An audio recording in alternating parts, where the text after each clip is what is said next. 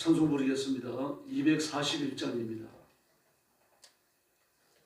찬송가 241장 부르겠습니다.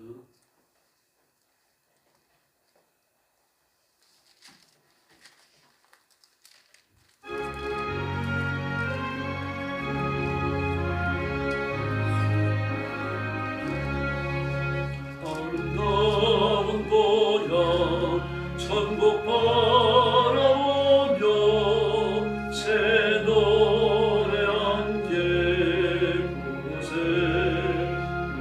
무한 세월이 거지 흘러갈 때 고난 풍파가 일지않네. 고난 풍파가 일지않네.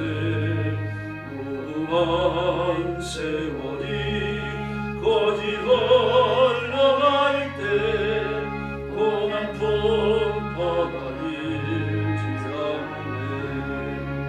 맑은 소정 같은 아름다운 보라 나 꿈속에서 보이니.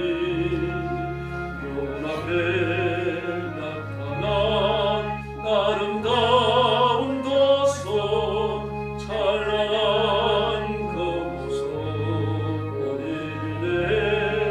찬란한 그 모습 보이네. 눈앞에 보이는 아름다운 도서 찬란한 그 모습 보이네.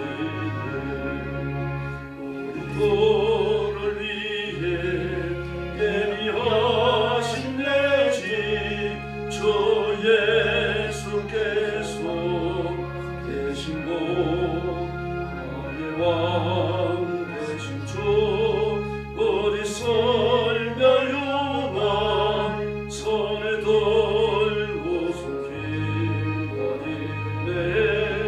손에 들고서 기다리네. 왕의 왕 되신 주 우리 설명유한 손에 들고서 기다리네. 모든 슬픔 고통 벗어버린 후에 나 영원토록 살겠네. 그런 몸 들고서 함께 찬송할 때 우리가 서로 만나겠네. 우리가 서로 만나겠네. 그 들고서 함께 찬송할 때 우리가 서로 만나겠네. 아멘. 242장 부르겠습니다. 242장입니다.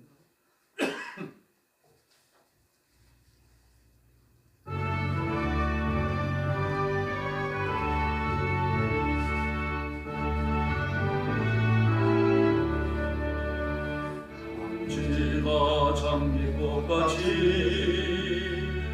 피는 것을 볼 때에 소밤에 노래 부르며 거룩한 길 다니니. 곧이 거룩한 그 길에 검은 걸음 없으니 낮과 같이 맑고 밝고 거룩한 길 다니니. 하나님의 아름다운 곳 그의 영광 볼 때에 괴로움이 저리고 거룩한 길 다니니. 곧이 거룩한 그 길에 검은 걸음 없으니 낮과 같이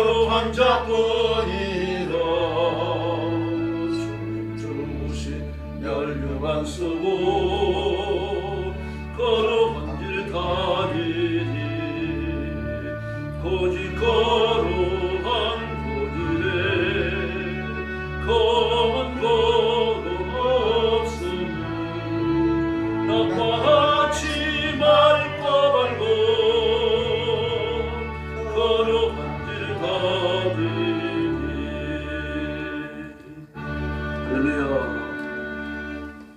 신앙 고백하겠습니다. 나는 전능하신 아버지 하나님 천지의 창조주를 믿습니다. 나는 그의 유일하신 아들 우리 주 예수 그리스도를 믿습니다. 그는 성령으로 잉태되어 동정녀 마리아에게서 나시고 본디오 빌라도에게 고난을 받아 십자가에 못 박혀 죽으시고 장사된 지 사흘 만에 죽은 자 가운데서 다시 살아나셨으며 하늘에 오르시어 전능하신 아버지 하나님 우편에 앉아 계시다가 거기로부터 살아있는 자와 죽은 자를 심판하러 오십니다. 나는 성령을 믿으며 거룩한 공교회와 성도의 교제와 죄를 용서받는 것과 몸의 부활과 영생을 믿습니다. 아멘. 자비로우신 아버지 감사합니다. 거룩한 주일 아침에 저희들을 주 앞으로 불러주시고 엎드려 경배와 찬양을 바치며 하나님 앞에 영광 돌리는 거룩한 예배에 참여하게 해주셨으니 감사합니다. 오늘 새벽 드리는 예배가 하나님께 기쁨이 되며 저희들은 하나님의 임재를 체험하며 은혜 받는 복된 시간이 되게 하여 주시옵소서. 오늘도 죽음의 전쟁터와 재난의 현장과 온갖 핍박과 억압 속에 복음 전하는 선교사님들과 주의 종들과 성도들을 기억하시고 그 가정과 가족을 지켜 보호하여 주시고 선교의 현장마다 하나님이 다스리시며 함께 하시는 기적을 허락하여 주시옵소서. 오늘 아침도 말씀을 나눕니다. 주의 성령께서 뜨겁게 역사해 주시기를 원하오며 예수님의 이름으로 간절히 기도 올리옵나이다. 아멘. 네, 하나님 말씀 봉독하겠습니다. 창세기 12장입니다.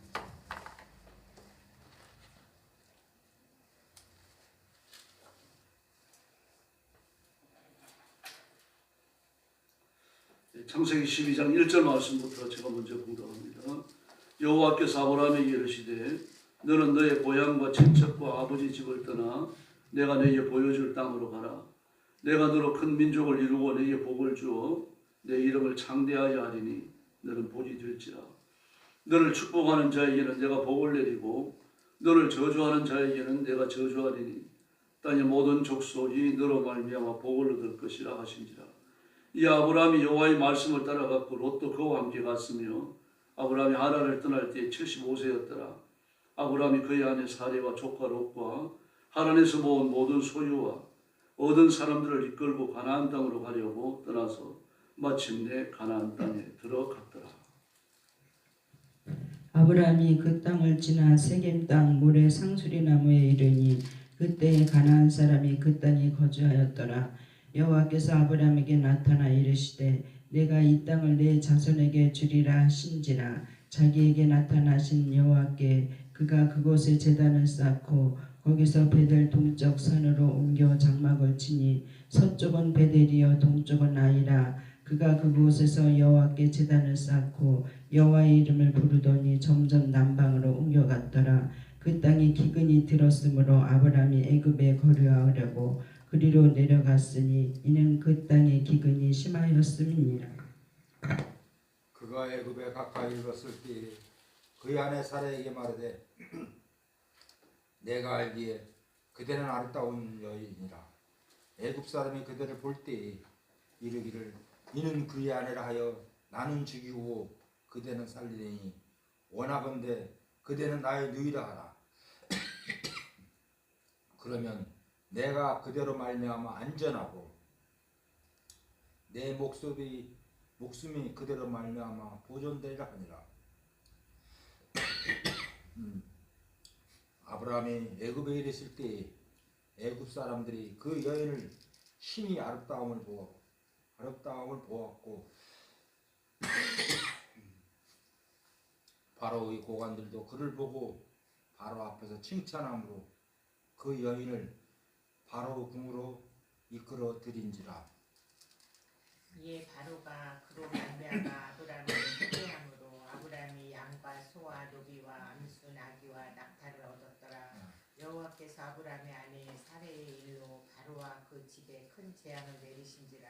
바로가 아브라함을 불러서 이르되 내가 어찌하여 나에게 이렇게 행하였느냐. 내가 어찌하여 그를 내 아내라고 내게 말하지 아니하였느냐. 내가 어찌 그를 누이하여 내가 그를 데려다가 아내를 삼게 하였느냐. 내 아내가 여기 있으니 이제 데려가라 하고 마지막 절과 같이 봅니다. 바로가 사람들의 그의 일을 명하며 그들이 그와 함께 그의 아내와 그의 모든 소유를 버렸더라. 아멘. 아브라함의 소명과 가나안 이주에 관해서 이야기하고 있습니다. 아브라함의 1차 소명은 창세기 11장 31절에 나오죠. 이때 이주의 주체는 데라였습니다. 사도행전 7장 2절부터 4절까지 보면 하나님께서 찬란한 광채 속에서 아브라함을 만나십니다. 이게 이제 갈대아 우르에 있을 때 하나님의 1차 현현이죠. 아브라함의 1차 소명입니다. 그다음에 데라는 부족장이었습니다. 부족을 이끌고 있는 그를 지키는 사병도 수백에 이르렀겠죠. 그런데 그 아들 아브라함이 어느 날 갑자기 뭐 환상을 보고서는 하나님이 임재하셨으니까요. 그 놀래갖고 아버지를 찾아와서 빨리 이사를 가야 된다라고 말을 하니까 데라는 부족장으로서 자기 아들에게 심상치 않은 일이 일어난 것을 알게 되는 거죠. 그래서 온 부족을 독려해가지고 나섭니다. 나서는데 목적지가 가나안이었어요. 가나안으로 가자라는 말은 안 했습니다만 그들 마음에 감동이 있었던 거죠. 가나안을 목적하고 올라갑니다. 쭉 올라가서 하란에 이르러요. 그 지역은요, 티그리스 강이 있고 하윌라 강이 있고 유브라데 강이 있고 그 지역에 있었던 우르라고 하는 지역은 메소포타미아 지역이 중심지에 해당되고 메소포타미아 지역에 있던 여러 부족들이 연맹체를 형성하고 부족 연맹체가 있었고 메소포타미아 부족 연맹체가 형성되어 있었던 겁니다. 그리고 그 최고 변방이 하란이었어요. 하란을 지나 북쪽으로 올라가면 지금은 튀르키예로 올라가는 거고 바다 건너가면 유럽으로 가는 거죠. 그리고 이제 남쪽으로 내려오면 가나안으로 내려와요. 그래서 우르에서 하란을 거쳐가지고 지중해를 따라가고 쭉 내려오는 요 지역이 그 초성달처럼 생겼습니다. 펼쳐놓고 보면요. 구부러져가지고 초성달처럼 생겼는데 이걸 초성달 문화권이라고 불러요. 그래서 그 초성달 문화권의 제일 마지막이 되어지는 가나안으로 가려고 원래 출발한 겁니다. 창세기 11장에서는요. 근데 하란까지 올라가고 나니까 마음이 변화가 왔어요. 왜냐고 하면은 여기 벗어나면은 히브리 부족 공동, 메소포타미아 부족 공동체를 넘어서야 됩니다. 국경을 지나가야 되는 거죠. 일종의 국경이라고 말할 수 없습니다만 그런 국경과 같은 성격을 지닙니다. 이 연맹체 안에서는 만약에 침략을 받으면 그 부족 연맹체가 같이 와서 싸워줍니다. 그러나 하란을 넘어가게 되어지면 국경을 넘어가는 같은 성격을 가지니까 자기 혼자 싸워야 돼요. 이렇게 되어지면 심각해지는 거죠. 더구나 가나안까지 가게 되어지면 그쪽은 다른 부족 연맹체가 존재하니까 불리하지 않습니까? 그래서 하란이 일단 머물러요. 머물러 있는 동안에 아주 세력이 많이 확장되어집니다. 그 하란의 이름이 원래 하란 아브라함이 그 데라의 아들의 이름이죠. 데라 그 아브라함의 형이잖아요. 나홀성으로 또 불립니다. 나홀도 역시 아브라함의 형의 이름입니다. 다시 말해서 데라의 두 아들들이 그 얼마나 크게 번성했고 그 강한 리더로 그렇게 그 시대에 그 세력을 이루었던지 그 성사람들이 성 이름을 바꿔버립니다. 나홀성, 하란성 그렇게. 그러면 1, 2년 머무른 게 아니죠. 우리 수십 년을 머물렀어요. 그러면서 아브라함도 일가를 이루게 된 거죠. 근데 하나님 두 번째 나타나십니다. 목적지가 그런 게 아니기 때문에요. 그 두 번째 현현이 오늘 창세기 12장입니다. 그 창세기 12장에 하나님이 한 번 더 나타나셔가지고 그걸 부르십니다. 지금 네가 살고 있는 땅, 아버지 집, 너의 난 곳을 떠나가라 그렇게 말씀하셔요. 내가 너에게 보여줄 땅으로 가라. 실제로 보여주지 않았죠. 그래서 10월에서 11장 8절을 보면 아브라함은 갈 바를 알지 못하고 떠났다라고 되어 있습니다. 가나안으로 방향을 정한 것도 갈 바를 알지 못하니까 어째 목적은 정해야 될 거 아닙니까? 그래서 그 아버지와 더불어서 갈대아 우르를 출발해서 그 몇십 년 전에 그 가나안을 목적하고 이주를 시작하지 않았어요? 그때를 떠올리는 게 틀림없는 거죠. 그리고 가나안 이주를 결정하고 내려옵니다. 하나님이 아브라함을 내보내실 때 약속을 주셔요. 2절 말씀에 보니까 큰 민족을 이루게 하겠다. 이름을 크게 떨치게 하겠다. 너는 복의 근원이 된다. 복의 근원이 된다라고 하는 말. 이 말씀은 예수님을 통해서 온 백성들이 복을 받는다는 구원을 받는다는 그 이야기죠. 복의 원시의 형태로 이렇게 주어지고 있습니다. 큰 민족이 된다. 내가 그의 이름을 떨친다라고 하는 것은 아브라함이 살아서 일부를 이루게 되어지죠. 큰 민족은 못 봅니다만 그러나 이름은 떨칩니다. 그 가나안에 살고 아브라함과 교제했던 가나안 원주민들이 아브라함을 하나님의 방백, 하나님의 장관이라고 불러줍니다. 이름을 떨쳐요. 더구나 그 가나안 땅에 살고 있으면서 그 메소포타미아 지역에서 왔던 그 사제국 연합군을 완전히 돌려가고 나서는 그 이름을 크게 얻습니다. 이름을 떨치는 것도 이루어져요. 큰 민족이 되는 것은 그 후손들이 가나안에 들어가서 얻는 것이고요. 애굽에 내려가서 얻게 되는 거죠. 1차적으로. 보좌의 근원이 되는 것은 예수님이 오신 이후에 이루어지는 일들입니다. 그러므로 하나님께서는 한 개인뿐만 아니라 인류를 위해서 인간의 구원을 위해 가지고 아주 오래된 그 계획, 안배를 가지고 계시는 겁니다. 그걸 차근차근 이루어 가십니다. 그러므로 우리가 고난을 겪고 환난의 비바람이 오더라도 두려워하지를 마시기 바랍니다. 그 모든 것이 하나님의 계획, 안배, 통치 속에 있습니다. 우리를 죽으라고 고난을 허락하신 거 아니고 우리를 망하게 하시기 위해서 역경을 허락하시는 거 아닙니다. 아브라함도 보십시오. 그 역경을 거치잖아요. 지금 본문에도 나오잖아요. 이집트 내려가서 온갖 창피를 다 떨잖아요. 그래도 그는 하나님의 손에 붙들려 있는 거고 하나님이 창피 떨은 아브라함의 편에 섰지 이들을 그 짓누르면서 갑질하는 바울 편에 서기 쉽지 않습니다. 하나님께서는요. 원수들에게 분노하시더라도 그 자녀를 끝까지 보호하시는 줄로 믿습니다. 그러나 아브라함에게 이 믿음이 없어야 됩니다. 신앙의 초기에 속하기 때문입니다. 더구나 보좌의 근원이 되는 이 세 가지 복을 주시면서 나중에 이제 복을 더 주시죠. 너를 축복하는 자에게 내가 복을 베풀고 너를 저주하는 자에게 내가 저주를 내리겠다. 땅에 사는 모든 민족이 너로 말미암아 복을 받는다. 역시 보좌의 근원이 된다는 말과 관련을 갖고 있습니다. 그리고 아브라함이 하나님을 직접 만나서 듣는 말씀이잖아요. 기록된 말씀을 읽는 게 아니고 너를 축복하는 자에게는 내가 복을 베풀고 너를 저주하는 자에게는 내가 저주를 내린다. 약속을 붙들고 살면 되는 거죠. 그러나 이 약속이 그 삶 속에 실현되리라고는 생각을 못했던 겁니다. 믿음이 약했던 거죠. 그리고 어쨌든 출발합니다. 출발하는데 누가 따라옵니까? 롯이 따라옵니다. 롯은 소명의 대상이 아니었어요.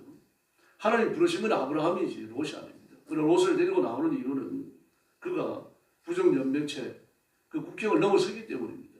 그 넘어서면 다른 나라로 들어가는 것과 같은 거예요.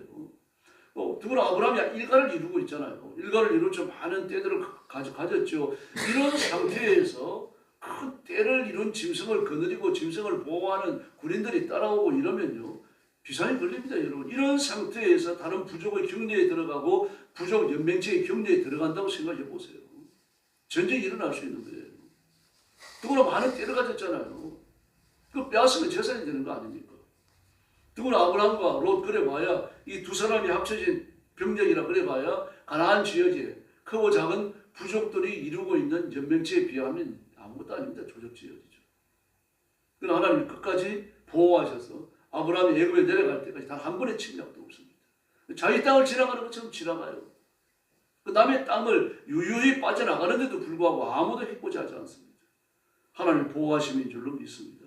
지금도 마찬가지입니다. 하나님은 자기 백성을 눈동자처럼 지키시는 줄로 믿습니다. 그리고 하나님을 떠나서 어디까지 옵니까? 5절 말씀에 보니까 가나안 땅으로 가려고 방향을 전하고 가나안 땅에 이르렀어요. 그리고 세겜 땅 모래 상수리 숲에 도달을 했습니다. 근데 그 밤입니다. 모래 상수리 숲에 도달한 밤입니다. 실제로 보니까 주께서 아브라함에게 나타나셔서라고 말합니다. 그 아브라함이 가나안에 도착해가지고 1차 그 수경지를 삼았던 마물의 상수리 숲에 도착하고 나니까 하나님이 현현하셨어요. 아마 아브라함이 굉장히 큰 힘을 얻었을 겁니다. 마치 하나님이 기다리고 계셨다는 듯이 나타나셔가지고 아브라함을 영접해 주시는 그 광경이 있을 겁니다. 그러니까 아브라함은 기쁘게 짝이 없죠. 본문에 자세한 기록은 없습니다만 하나님이 나서셔가지고 아브라함의 손을 붙잡고 그래 참 고생했다. 이것까지 오더라고 얼마나 힘들었는지 정말 잘 왔다. 지금 그러고 계시는 거예요.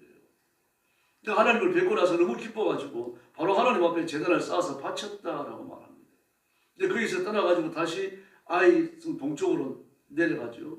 그리고 산간 지방으로 들어갔을 때 거기서 한 번 더 하나님 앞에 제단을 쌓습니다. 두 번째 제단이죠. 첫 번째 제단은 7절 하반절에 나오고 두 번째 제단은 8절 하반절에 나옵니다. 주의 이름을 부르고 예배를 드리고 하나님 앞에 영광을 돌렸습니다. 그리고 길을 떠나가지고 이제 남쪽으로 더 내려갑니다. 네게보까지 내려갔어요. 네게보 평원은 시나이 반도 북쪽이라고 보시면 됩니다. 시나이 반도 그 북쪽에서 가나안 쪽으로 이렇게 치우쳐 있는 그것이 바로 네게보 평원인데 네게보 평원을 지나가면 바로 애굽 가나안으로 들어가는 것이고 내려오면은 네게보 평원을 지나가지고 시나이 반도 북쪽을 지나가지고 바로 애굽으로 들어가게 되어 있습니다. 이 길을 따라가지고 애굽으로 도망갔던 사람이 바로 아브라함의 후처라고 해야 되겠죠. 후처 하갈입니다. 그래서 어디까지 내려갑니까? 네게보 평원을 지나가지고 애굽으로 들어가는 술길까지 내려가요. 샘물이 하나 있습니다. 오아시스예요. 그러므로 애굽으로 내려가는 사람들, 그 지중해 해변을 따라가지고 그 애굽으로 내려가서 장사를 하려고 하는 대상들도요, 반드시 술길에 있는 그 우물에 들려야 돼요. 거기 들려서 여독을 풀고 짐승들에게 물을 먹이고 자기가 쉬고 이제 그 다음에 애굽으로 들어가는 겁니다. 그러므로 이 술길, 그 우물가라고 하는 것은 지금의 오아시스 도시고 이 사람들이 상당히 왕래하는 그런 곳입니다. 아브라함이 거기까지 간 거예요, 지금. 거기까지 가서 애굽으로 지금 내려가는 겁니다. 왜 그렇습니까? 10절에 보니까 그 땅에 기근이 들었다라고 말합니다. 이때 아브라함이 뭘 기억해야 됩니까? 하나님의 보호와 하나님의 인도를 기억하셔야 되는 거죠. 너는 본이 근원이 된다라고 말씀하셨잖아요. 너는 말미암아 모든 민족이 복을 받는다. 너를 축복하는 자는 내가 복을 내리고 너를 저주하는 자에게 내가 저주를 내린다. 그러시면 된 거 아닙니까? 이 말씀을 붙들고 있어야 되는 거죠. 그리고 그 말씀을 붙들 만한 믿음, 그 믿음의 강건함과 믿음의 강골, 영적인 강골이 아브라함이 없었어요. 기근이 있으니까 당연히 어디로 가야 됩니까? 물이 있는데 찾아가는 거죠. 더구나 하란이라고 하는 것은요, 그 당시에 대학이 있었던 문명의 중심지입니다. 상당히 번성했던 곳이에요. 그러므로 아래 위로요, 남북으로 움직이는 대상들이 하란이 반드시 들립니다. 하란이 들리면서 뭔 소식을 전하겠어요? 온갖 좋은 소식, 길에 관한 것 말입니다. 문명에 관한 것, 나라에 관한 것, 애굽의 그 나일강에 관한 것, 끝도 없이 솟아오르는 그 강물에 대해서 이야기 안 했겠습니까? 다 알고 있는 겁니다. 나일 강물이 얼마나 풍성했는지. 이 애굽에는, 가나안에는 그 흉년이 들더라도 나일강 변에는 흉년이 들지 않습니다. 그래서 나일강 변에 대한 소문을 많이 들었으니까 아브라함이 가뭄이 드니까 거기 찾아가는 겁니다. 두분은 어디까지 왔어요? 이 가나안을 통과해서 이미 그 밑에 네게보 편까지 내려온 거 아닙니까? 그럼 조금만 더 가면 애굽이죠. 그러니까 그게 머무는 게 아닙니다. 지금 네게보 평은 이쪽 북쪽으로 머물게 되어지면 블레셋 지어지거든요. 그러나 블레셋 사람들도 아브라함이 해코지하지 않았어요. 하나님께서 지키시는 거죠. 이 하나님께서 섬세한 손길로 아브라함을 돌보고 계신 것, 지금 아브라함이 이걸 못 느끼고 있는 겁니다. 깨닫지 못하고 있는 거죠. 자기 살 길을 자기가 개척한다는 생각을 갖고 애굽으로 들어간 겁니다. 들어갔더니 아내가 너무 이뻤어요. 이때 아브라함이 나이가 75세에서 출발했으니까 뭐 1, 2년 지났어도 뭐 77밖에 더 됐겠습니까? 77까지 안 됐을지도 몰라요. 하란에서 내려와가지고 애굽으로 들어가는데 아무리 많은 때를 그녀였더라도 1년씩 걸리진 않아요. 그래서 중간에서 쉬고 뭐 수경을 하고 좀 주거했다고 하더라도 뭐 1년을 잡았다고 하더라도 75세, 뭐 76, 77세밖에 더 됐겠어요. 그럼 77입니다. 그 부인도 뭐 그 비슷하게 된 거 아닙니까? 5살인가 차이 나죠. 그 정도 차이가 나니까 뭐 아들이 있을 수도 있고 손자가 있을 수도 있고 그럴 나이 아닙니까? 그 후리안족들이 결혼 풍습대로 35에서 40살 사이에 결혼했다고 하면 아들이 있어도 자녀가 있어도 여럿 있을 나이죠. 혹시 자녀를 일찍 낳았다고 하면 손주도 있을 그런 나이입니다. 그런데 어떻습니까? 당신 너무 이쁘다. 너무 미인이다. 그래서 이스라엘 애굽 사람들이 당신이 아름다운 여인이니까 나를 죽이고 당신을 뺏어갈지 모른다. 그러니까 누이라고 하죠. 우리가 오누이라고 하죠. 뭐 이건 이해가 되죠. 아내라고 하면은 예쁜 아내라고 하면은 남편을 죽이고 빼앗아가는 거죠. 그러나 오빠라고 하면요, 그 돈을 많이 주고 여자를 돈으로 사가는 거 아닙니까? 후하게 대접해 주고요. 지금 그 아내 될 사람이 가족이 되는 거니까 후하게 대접을 해주는 거죠. 상식적인 뭐 보호 정책이기도 합니다. 그러면서 뭐라고 말합니까? 그 13절에서 그렇게 말해요. 내가 당신 덕분에 대접을 잘 받고 당신 덕분에 목숨도 부지할 거예요. 아브라함이 그 삶의 안전에 있어가지고요, 보호를 받는 데 있어갖고 하나님의 손길에 대한 고려가 전혀 없어요. 당신 덕분에 그럽니다. 당신 덕분에.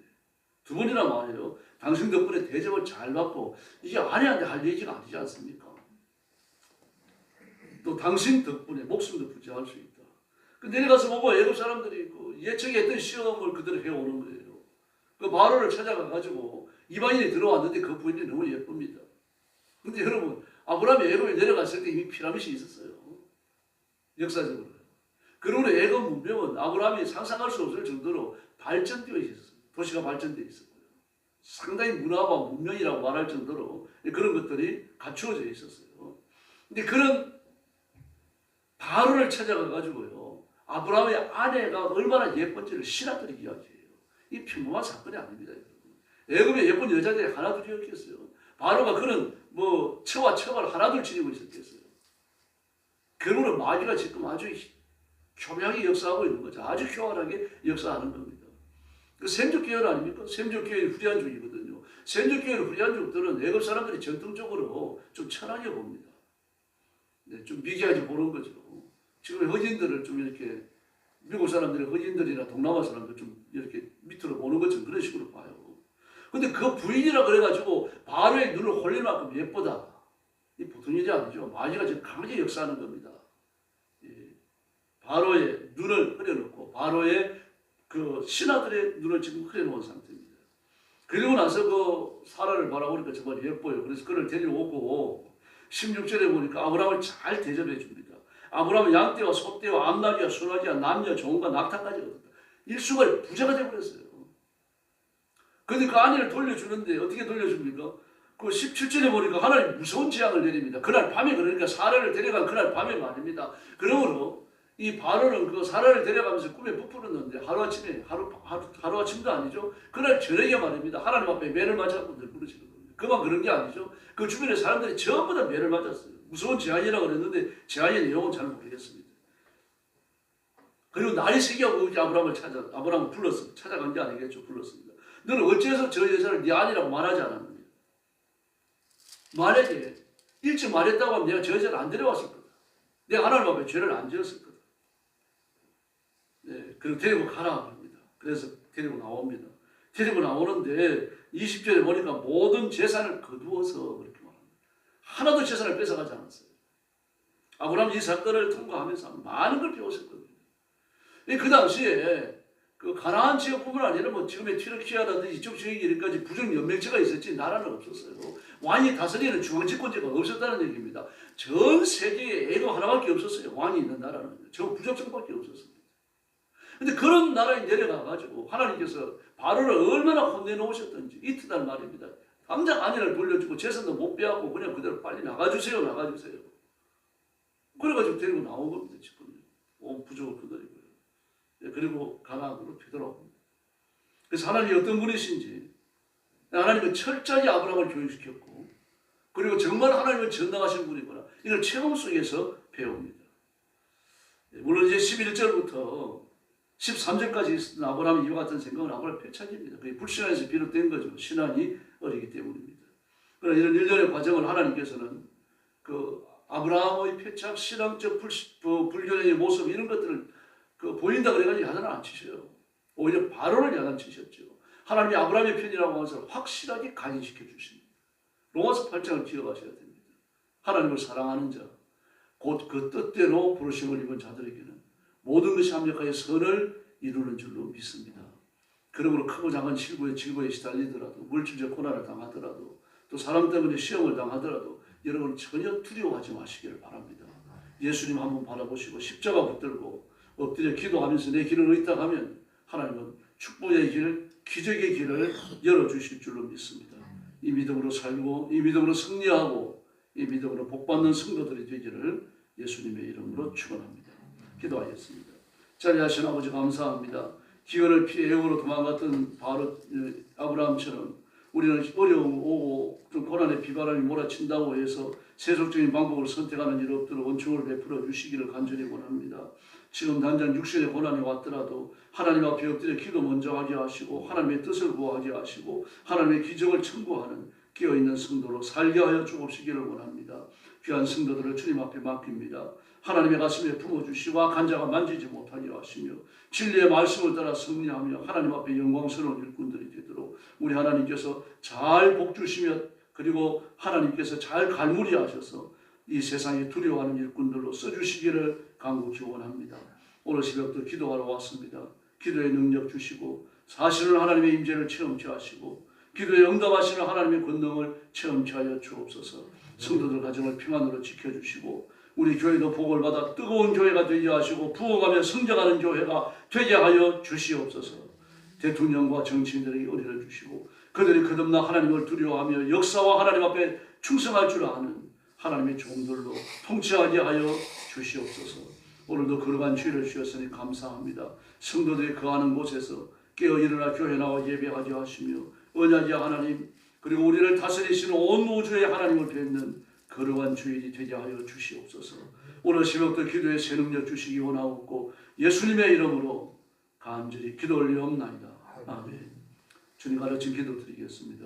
하늘에 계신 우리 아버지, 아버지의 이름을 거룩하게 하시며 아버지의 나라가 오게 하시며 아버지의 뜻이 하늘에서와 같이 땅에서도 이루어지게 하소서.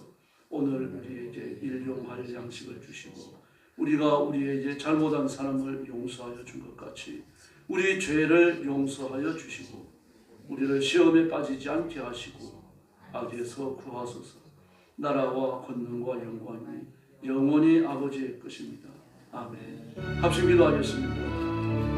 자비하신 아버지 감사합니다. 오늘 아침